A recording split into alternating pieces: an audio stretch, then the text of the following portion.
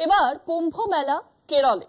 উত্তর ভারতের বাইরে একমাত্র মহারাষ্ট্রের নাসিকে কুম্ভ মেলার আয়োজন হয়ে এসেছে এতকাল ধরে। দক্ষিণ ভারতে এই প্রথম। আগামী বছরের 18 জানুয়ারি থেকে 8 ফেব্রুয়ারি বাম শাসিত কেরলের মালাপ্পাপুরমে বসতে চলেছে কুম্ভ মেলা। এই মেলার দায়িত্বে একদা বাম ছাত্র নেতা, বর্তমানে জুনা আকরার অন্যতম কর্তা স্বামী আনন্দবনম ভারতে। আগামী জানুয়ারিতে প্রথম কুম্ভ মেলা বসতে চলেছে কেরলে। মে মাসে কেরল বিধানসভার নির্বাচন। ভোটের মাস তিনেক আগে বর্তমানে বাম শাসিত কেরলের মাল্লাপুরম জেলায় ভারত পূজা নদীর তীরে তিরুনাবায়া নবমুকুন্দ মন্দিরকে ঘিরে প্রতি 12 বছর অন্তর সাধু সমাগম হয়, যাকে মালায়ালিতে মামানাকাম উৎসব বলা হয়। আগামী 18 জানুয়ারি থেকে 6 ফেব্রুয়ারি পর্যন্ত সেই সাধু সমাবেশই কুম্ভ মেলার রূপ নিতে চলেছে। সেখানে আয়োজন করা হয় পুণ্য স্নানেরও। উত্তরপ্রদেশের সাবেক এলাহাবাদ বা প্রয়াগরাজ, হরিদ্বার ও উজ্জয়িনী এবং মহারাষ্ট্রের নাসিকে কুম্ভ মেলা ও শাহী স্নানের আয়োজন হয়ে থাকে।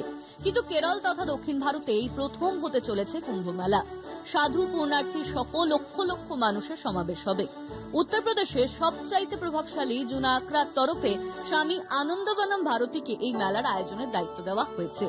তিনি ত্রিশূরে ছাত্রাবস্থায় এসএফআই এর সঙ্গে সক্রিয়ভাবে যুক্ত ছিলেন। সিপিএম এর সদস্য। পরে মার্ক্সবাদীর পদ ছেড়ে হিন্দু সন্ন্যাস গ্রহণ করেন। বাম সরকারের মুখ্যমন্ত্রী পিনরাই বিজয়নকে তিনি কুম্ভ মেলার পরিকল্পনার প্রস্তাব আকারে দেন।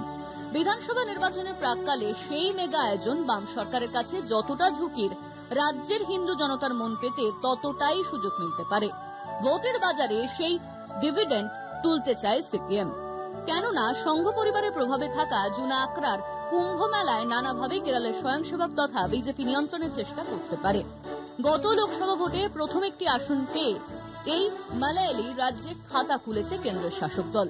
স্বভাবতই কুম্ভ আয়োজনের সুবাদে হিন্দুত্বের রাজনীতির পালে হাওয়া দিতে বিজেপি তৎপর হওয়ার সম্ভাবনা প্রবল। মুখ্যমন্ত্রী বিজয়ন সম্ভবত সেই অঙ্ক কষেই কেরলে কুম্ভ মেলার প্রস্তাব গ্রহণ করে সব ধরনের সহযোগিতার আশ্বাস দিয়েছেন। কলকাতা টিভি।